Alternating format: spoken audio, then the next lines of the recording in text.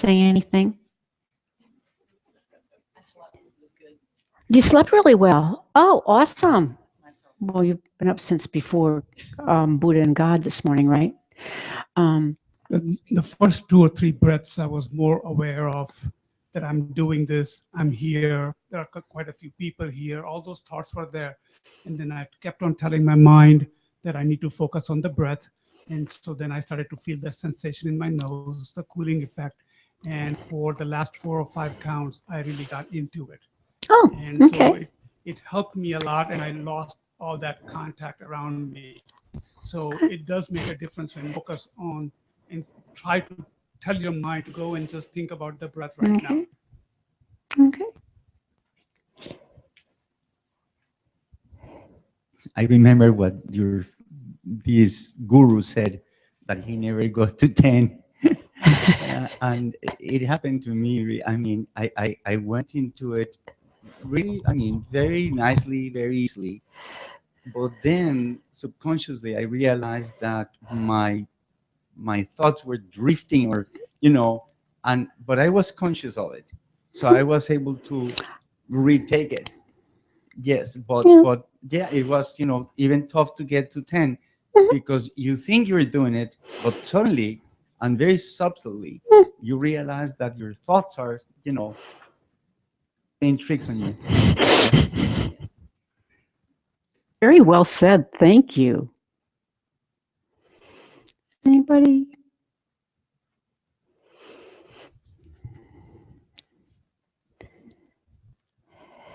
I've found that using prayer beads to be very effective, and that you actually can go further without thinking something else. However, after you've used them for a while, you can cheat just as nicely with those as anything else. It's really amazing how I can keep my count perfectly and be thinking somewhere off in Kansas, but they can be very, very effective, at least in the beginning. And then you still have to buckle down and do your homework.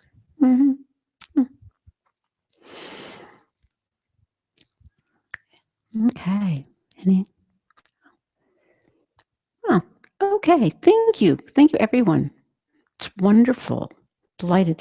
Okay, now I'm supposed to give you a lecture. Ugh. Okay. That's what my coach said. Okay. So what we're going to talk, I'm going to try and talk about it, and it's fine to interrupt me and ask a question. And I assure you, if I don't know the answer or if I'm not comfortable with the answer, I will say so and try and find out. So I guess I'm going to start with a question. Who thinks that meditation means making your mind blank? Anybody in here think that what meditation is to have a completely clear mind with no thoughts in it? But I mean, does anybody think that's what meditation is supposed to be? Right. Okay. So I say trick question. Okay. Well, see, you believe me now. That be careful. Be careful. Be careful. Okay. So that's the thing that I hear from people is, I just can't keep my mind blank. I can't keep my mind blank.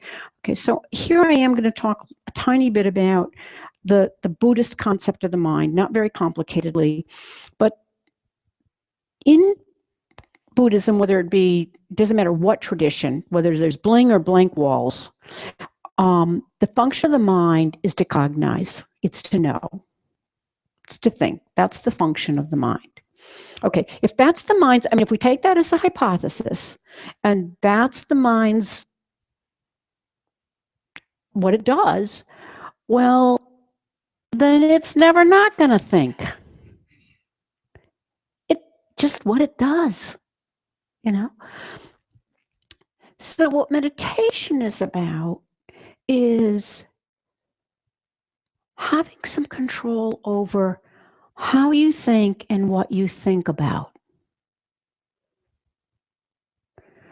And so the Tibetan word for meditation is GOM, G-O-M. I have no idea what the characters in Tibetan look like for that. I just know that's how it's pronounced. And what that means is to become familiar. So what meditation is about from the Tibetan tradition is giving yourself an opportunity to become familiar and to know your mind a little better. Now, where that then goes in their tradition is that the Tibetans don't believe that the nature of your mind is the anxiety and the busyness and the thoughts and the wait till I see that person again. I'm going to give them what for. It's spaciousness and kind of a gentleness with you, with yourself inside. So I would say, everyone says to me, I'm not very good at meditation. I would say that we're all really, really, really, really good at having very focused minds. My dilemma before I kind of started trying to study this, and what I share for most of you, is somebody here said they had anger management issues. Well, if you have anger management issues, you're probably really, really good at being focused on the feeling of anger, what you're going to do to fix it, what you're going to say to them, and what your behavior is going to be. That is a very focused meditation. The problem is does it make you happy at the end of it? You know, do you have good relationships with people? Do you feel comfortable with yourself? Probably not. You know, so what this class is about is how to become more familiar with your mind in a way that allows you to be gentler with yourself, a little more wise about what's going on up there, and then maybe an aspiration of how do you take that into the world when you open your mouth next. And it seems to me that that might fit with what people said what they were wanting to get out of this class. I'm checking that out. Does it seem to fit with kind of what I heard? Might not. So when we talk about meditation from a Buddhist perspective, what we're talking about is how do you pay attention to what's going on in your mind, and what are some techniques to do that lessen the negative states and increase the positive states. Cody said he felt warm and maybe a little relaxed. Well, in my book, that's positive state. You know, might not be in his, but I would suggest most of us kind of like feeling a little bit relaxed. So, and the truth is we're all trying to be happy. I mean, it's one of the things that the Dalai Lama says, and the Buddha said, is that even though we may not agree with what people are doing to try to make themselves happy, most people's behavior, most of the time, including the cockroach in my kitchen that's checking things out, is they're trying to be as happy as they can be. Now, the dilemma is when people are doing that, or if the cockroach is doing it, it sometimes interferes with what I want. So how do I skillfully live in the world where at least 100 times a day, I'm going to come in contact with someone or some being, human or otherwise, attempting to be happy, and it certainly interferes with my wanting to be with what I want to do at the moment to be happy. So meditation really helps us get acquainted with our inner world. And where I would point that out that happened here is someone saying, you know, I was able to count the breath, and then I found the mind drifting off.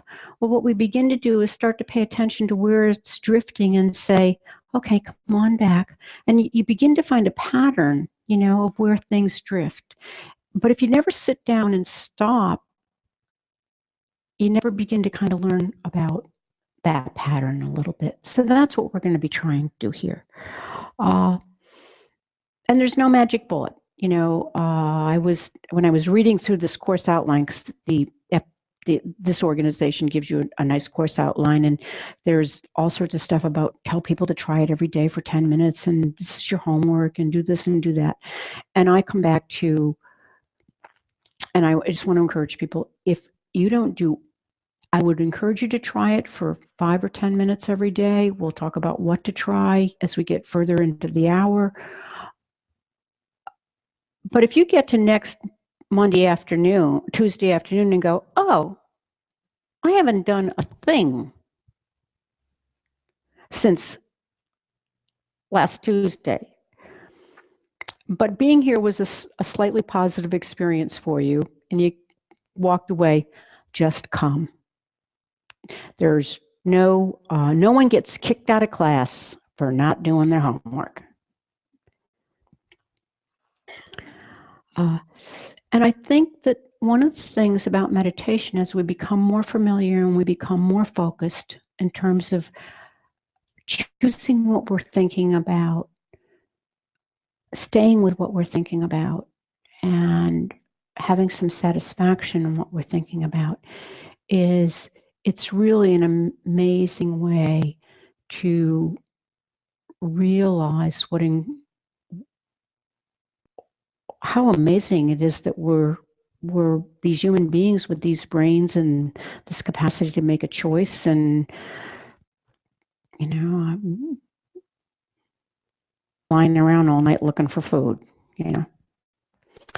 So, and another way of thinking about meditation is it's really kind of watching, as they call it, metacognition. It's kind of watching your own thinking and going, that's not useful. I think we'll shift. And it is a way of changing. Every time you step away from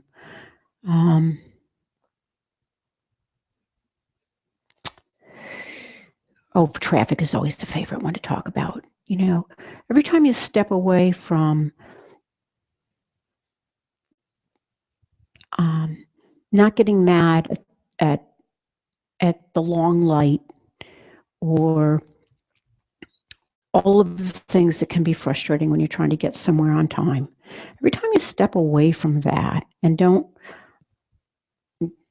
get yourself cranked up about it, it really changes what happens in terms of what your synapses do. I mean, people kind of, it's like, oh, that really can't be true.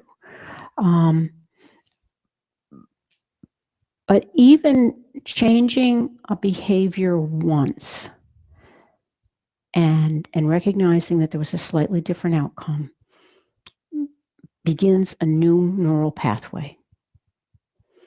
Now it takes, lots of practice before your mind automatically goes down that path. Was anybody in here a lifeguard when they were kids? Ever did do lifeguard saving? Okay. I don't know about, but when you learn how to rescue people, when you learn how to all the moves, you practice it until there's no thought, right? It's like your muscles, you don't have to think about it. Your muscles know what to do. Well, if that can happen, what we think and how we think and our feelings can also change with practice. It's kind of hard to believe, but it can happen. So, I'm supposed to have a poster. I don't. So, no, it's not. No, I was supposed to get the poster. It's not your job. I was supposed to get the poster and I didn't do it. Yeah. So you're going to have to put up with my mental description. But actually, I do have an audio visual. And my audio visual is Jill. So, Jill, would you do me a favor? And would you bring a cushion up here? And would you do me a favor, rather than, I'm going to ask you to face people, and then I'm going to ask you to turn to the side. Would you mind doing that? Face the people. Yeah, face. And then at some point, I'll ask you to turn to the side. Okay? So this is anything you want. Anything, whatever. So it's called the 7-point meditation posture. And I I think it's been in existence probably for maybe 4,000 or 5,000 years. I mean, it predates. I mean, it's yeah, and each thing we're going to introduce has a function in terms of supposedly comfort, but I haven't discovered all of those things yet. But in a way of eliminating kind of extraneous stuff that keeps you from paying attention to your mind and your breath. So the first thing is when you sit, you want to be stable. The position I'm in right now, which at the moment is really quite comfortable, but it's not really very stable. I mean, somebody could come up and go like this, or, I couldn't be in this, yeah, whatever. So thank you. Thank you very much. Good illustration. So the notion is that what you want to do with your legs is the ideal, which I've never, ever been in, is what they call the full Vajra, the full lotus position, which is your feet on your thighs, both feet. And she can do it. I think, actually, yeah, she's done it. Okay, that's never happened to me. And it's not happened to a lot of people that are very long-term successful meditators. And one of the reasons it's suggested is because it's very stable. I mean, you can kind of, as Hemant was saying, kind of be somewhere else and kind of have floated away, and you're not going to fall over if you're sitting like that. But most of us sit. Would you show them the various variations? You can sit like that. You can stack them, or actually they both can be just, mine usually are just, If you crisscross though, you can put your legs to sleep. Yeah, you can, but for some people it works, or one kind of out. So just find something that's fairly stable that works for you. And if a chair works for you, that's fine too. I would be, okay, and I was talking about being comfortable. My favorite place to meditate is I have a recliner. And it has a very straight back, so I don't do very well without some support after a while. And it's big enough that my knees can be crossed, and I can sit there much longer than I can sit on a cushion. And so I'm not suggesting that that's what people should do, but that's what kind of is able to allow you to be present and not worried too much about what the body is doing. Go for it. Jack Kornfield says, I don't care if you use a lawn chair and sleep. Not sleep, and kind of you're in position. It's just about giving yourself a place where you can just stop and you feel comfortable enough to just stop for a little while. And if that means your lawn chair, go for it. Your arms in the traditional 7-point posture are a little tiny bit away from your body, not an exaggerated way, but just kind of gently. You're not hugging, okay? Some of that is just, it's purely practical. It's circulation. It lets some air through. And also, again, is a little bit kind of more stable in terms of the energy points, kind of letting everything to kind of flow and communicate. Jill is perfect. Now, this is where you need to turn and face me, because I think people can see your back better. And you want your back to be somewhat stacked. And if you can, kind of drop your shoulders. It's not like, you're not sitting at attention. It's just, just kind of very gently. And again, comfortable. Your eyes, the ideal is to have them kind of, you're gonna, if I can go, some people have dots for noses. I have quite the beak, so it's very easy for me to look down my nose at an angle.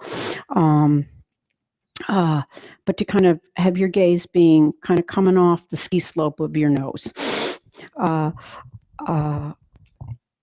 And to a kind of a point you feel comfortable a little bit before. If it works best to close your eyes, fine, but the notion is to kind of just have them somewhat half closed, kind of here, but not kind of an unfocused, not focusing directly on anything. And whoops, glasses.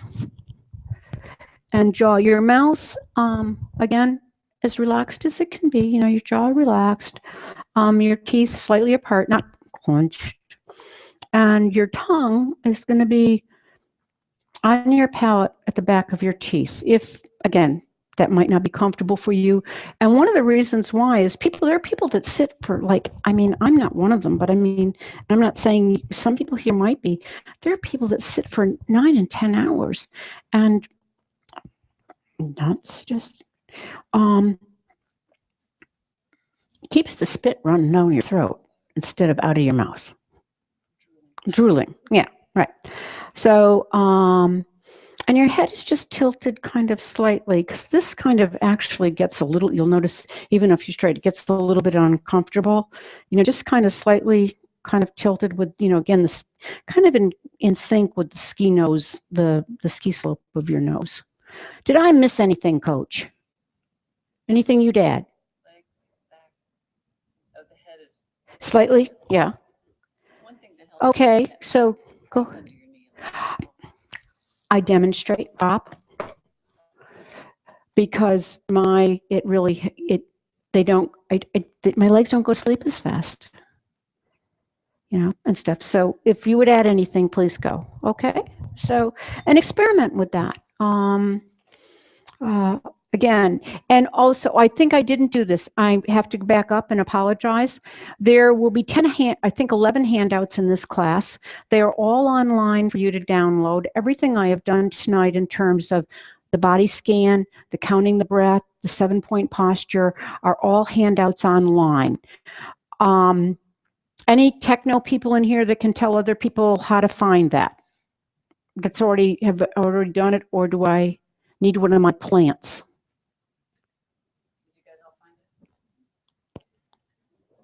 Everybody knows what I'm talking. No, would you explain where? Thank you, Jill. Appreciate it. If you go on the website, let's see, how do you get to the classes, spiritual classes, I think, and then the meditation 101 will be listed there. And then when you go click on that, it just keeps taking you through, and then you'll see all the handouts. So it's really pretty easy. It's on that left margin like a menu, and that most people usually have found it. Okay, so we've done about the posture. The other thing is well, I'm actually just going to get up and do shit. Excuse me.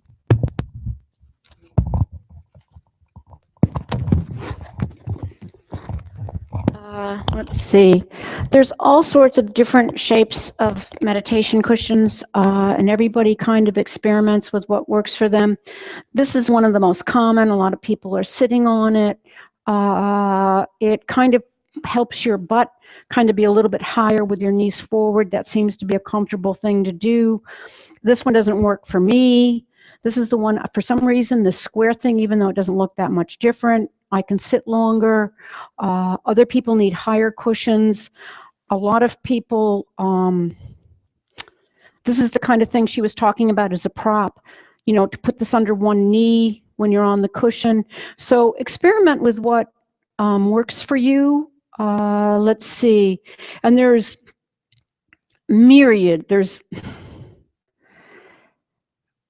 It's a big business.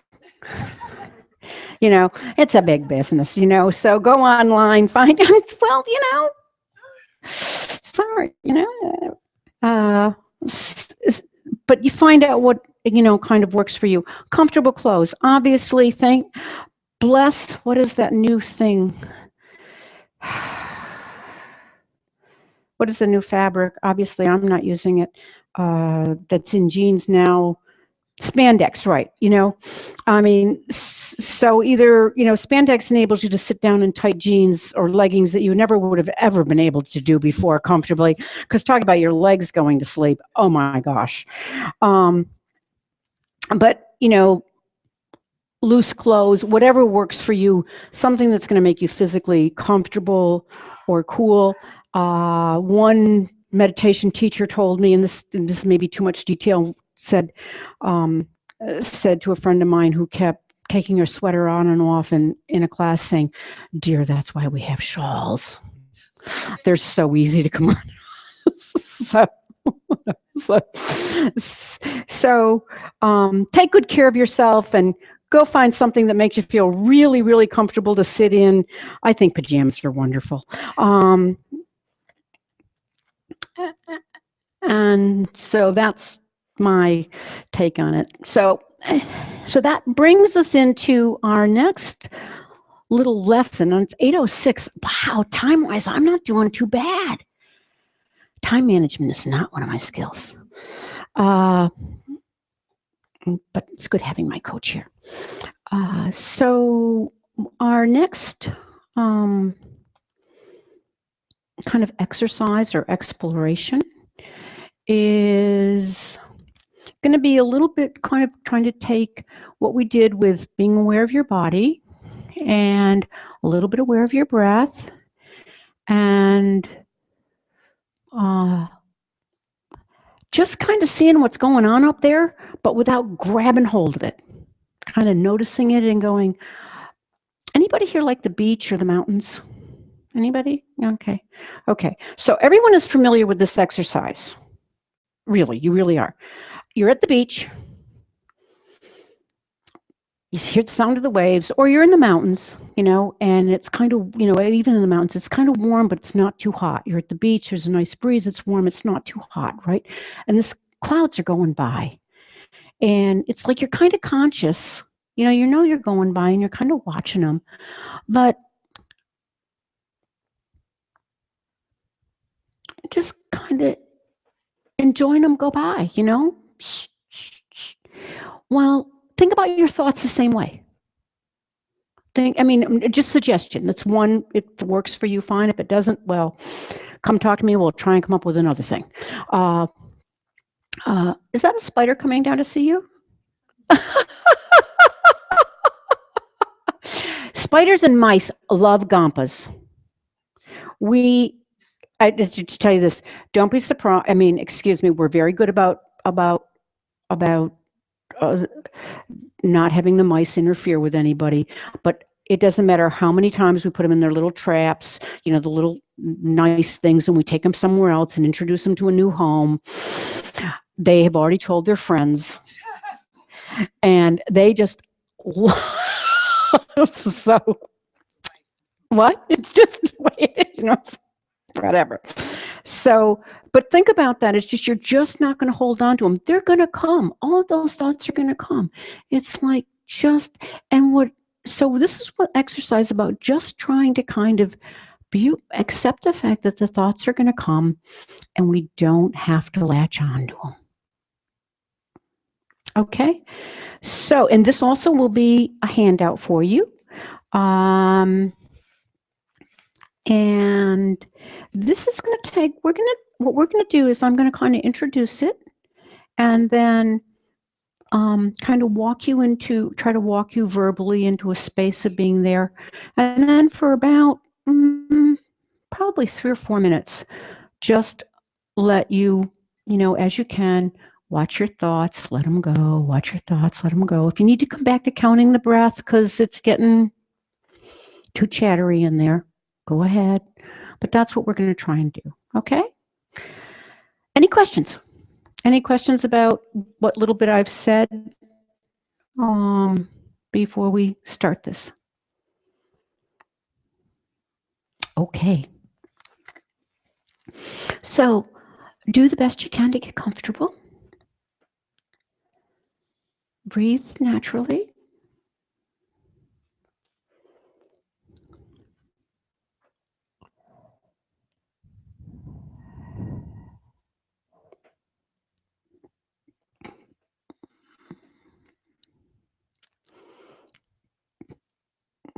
Give yourself a minute to think about your meditation, that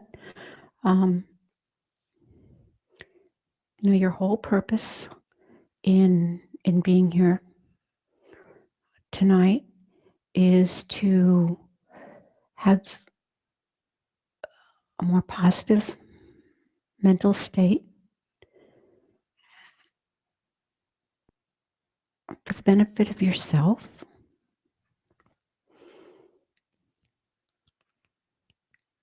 and the benefit of other beings.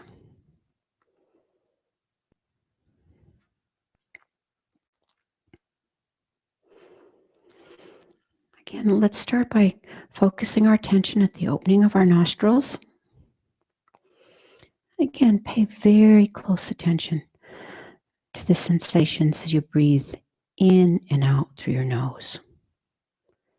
You can feel the air as it passes over the small hairs. The cooler sensation on inhale, slightly warmer as you exhale.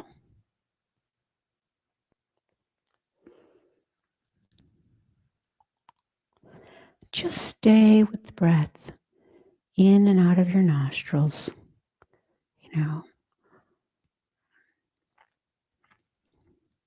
kind of a small, contained bit of focus and awareness.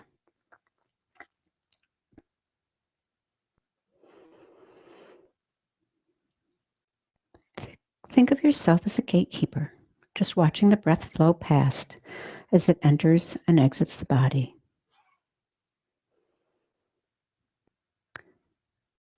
Keenly observing what arises. As someone mentioned, easier watching her breath and taking a deep breath. There was more light behind her eyes.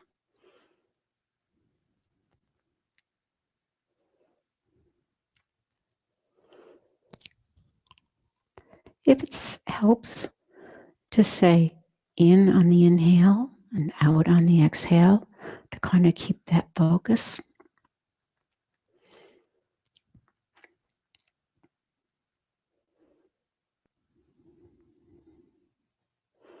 The breath is your anchor. It's the anchor for your attention.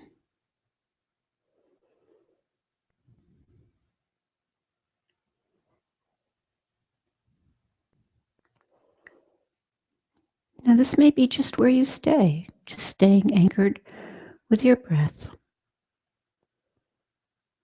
to kind of ground your mind and focus.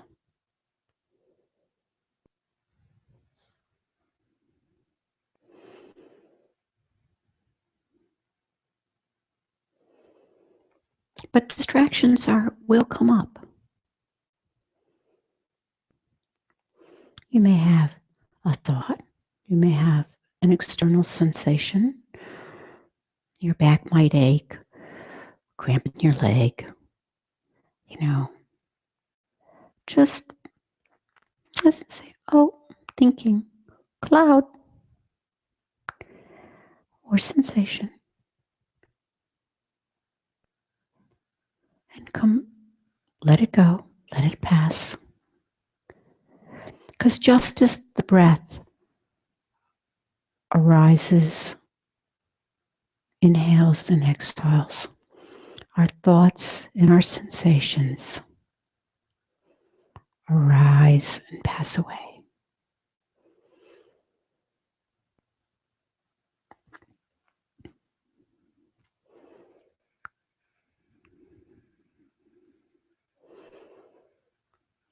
And if it becomes comfortable being here, just in this space of just watching things arise and pass away,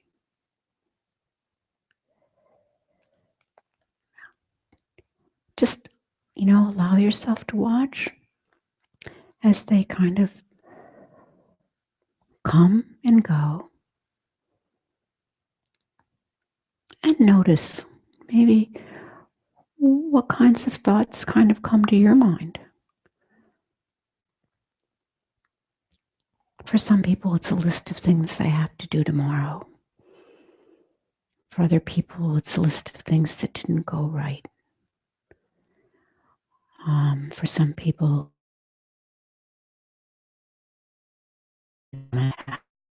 just kind of notice and let it go. So let's just take a couple of minutes there, and if you find yourself engaging, just come back to the breath. It's always there.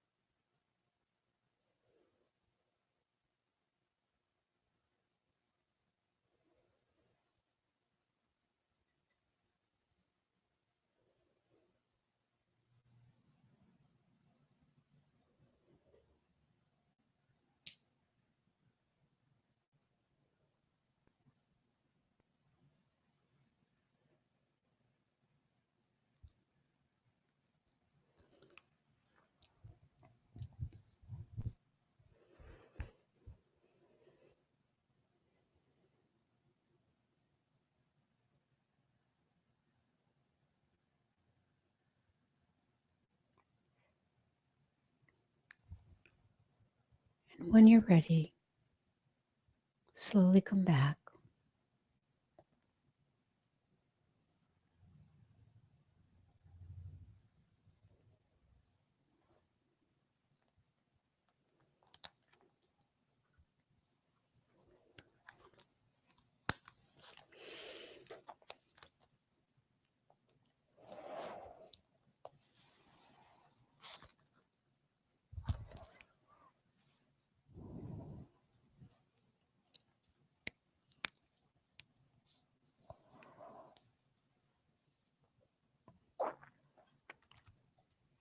Any questions? Any comments?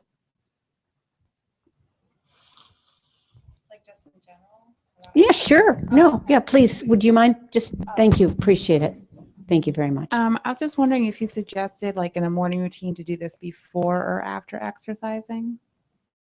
To do meditation? I think that's a great experiment.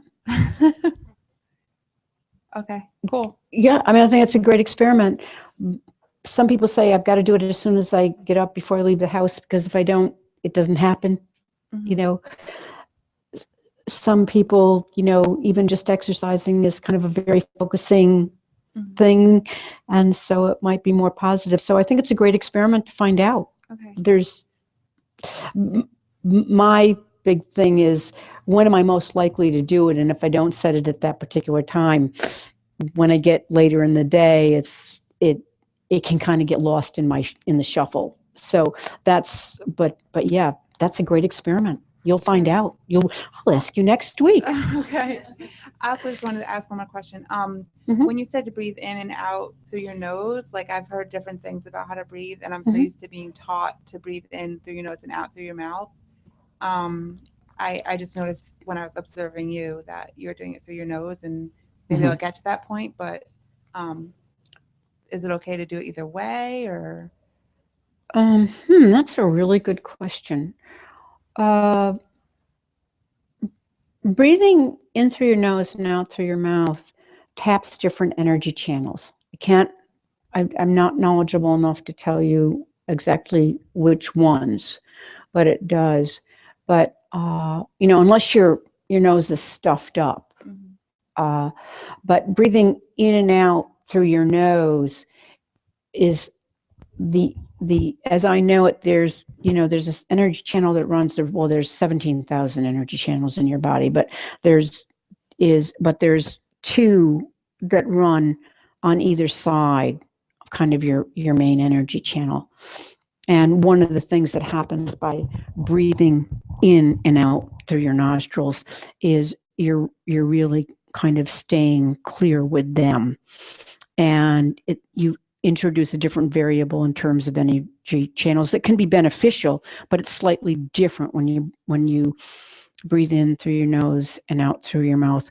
One technique that I don't even think we'll get to here is that if you find your mind keeps being disturbed, you know, after you've counted into the breath, when you get, you know, let's say that, you know, kind of 10 is, because this is a very relieving kind of way of in a way clearing negative energy, you know, kind of negative energy. And so, but I don't know if that answered, probably that's really just a half answer to your question. Can you tell us a little bit about your own experience with meditation? When did you start it? How did you learn it? The effects that has brought to you? Okay. What is your own experience? Okay. I've been trying to do that. I hope I've done that a little bit, you know, sharing that I use a recliner sometimes. Buddhist meditation heresy 101.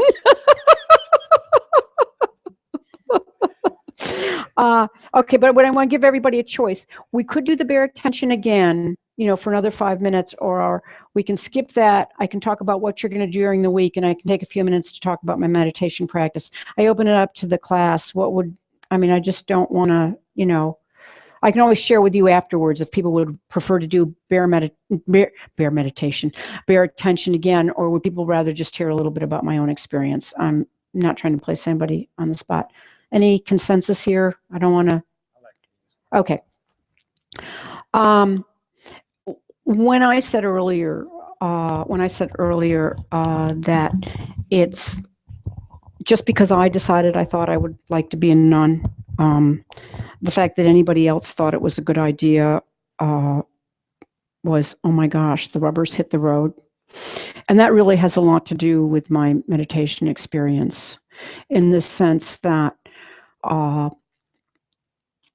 have meditated on and off. Let's see, real brief, somebody talked about, centering prayer and Christian contemplative meditation. I'm a child of the 60s, okay, 65 years old. So I'm a hippie. I was a hippie, but I was also grew up in the Italian Roman Catholic Church, and Thomas Merton was one of my heroes, and he certainly was into meditation. So I have kind of been in and out with it in terms of attempting to sit and be present to my thoughts in a kind way for many years. But more as an intellectual engagement rather than a practice where my butt was on the pillow every morning. Loved reading about it, and then turned over and turned off the alarm clock and went back to sleep when it was time to get up and sit on the cushion and meditate. And I mean, I say that sincerely, and that went on for years and years and years and years. And then in 2001, had the privilege of meeting the Dharma and hearing teachers that instead of telling me that it wasn't any good if I didn't do an hour, it was okay if I only did 2 minutes. And if I didn't do it for a week, but I came back and did it two more minutes a week later, to rejoice in that. And that was the beginning of my willingness to be able to sit. Do I still have an incredible monkey mind that can make grocery lists, that can, as someone said earlier, I can count to 10, think I'm keeping track of counting to 10, make a grocery list, have a conversation with you, and think that I can do mental multitasking, which is kind of a crock for me. What I can share with you about meditation for me is I will sit and I will watch my breath. And we will get into this later in the course. The one thing, the beginning of watching your breath and kind of stabilizing and being mindful is really only the beginning.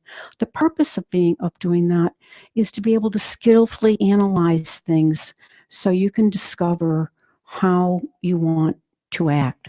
So truly, one of my meditations often to this day that I go to when I can't just sit, and I don't know if this is answering your question or not, I hope it is I will read.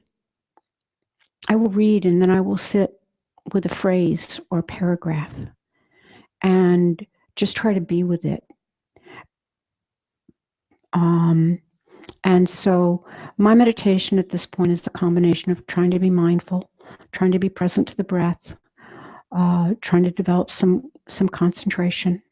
I am there. They'll talk about single pointed concentration on one thing for, a very long time. I'm not there. But I just keep getting up, dressing up, and showing up and trying to sit on the cushion. And so does that answer your question a little bit? I mean, I'm not trying to be facetious. I mean, it's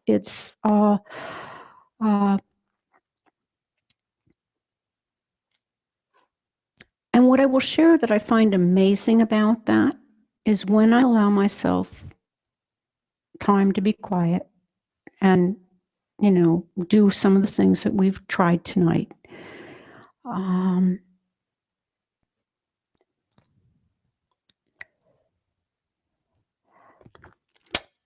It does manifest in my day-to-day life. It manifests sometimes by knowing when to keep my mouth shut. It manifests, not all the time, I haven't gotten that down yet. It manifests in knowing there's so many things I can't fix, but what I can really do is just be present. And be willing to live with the discomfort that I can't fix it. And the greatest gift I can offer is just being present at the moment to the person. To not discount that as offering something. But if I hadn't learned to sit still a little bit on my own, I never would have gotten to the point where I could have just sat with someone else.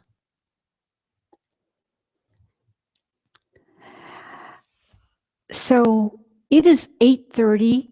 You have been just so wonderful and so kind to me by just being here. And one of my favorite teachers always walks into a room when he's going to teach saying thank you to everyone, realizing that he couldn't teach if nobody showed up. So thank you, thank you, thank you.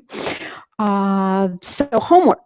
Number one, find a place in your house you like. If you have a place, I mean, it's really hard. I mean, if you've got kids and family and all the things that go with that, I know some people that it's the hamper in the bathroom, you know, because that's the only quiet place for 2 minutes, you know. And so I go to the website for the handouts, and if you can,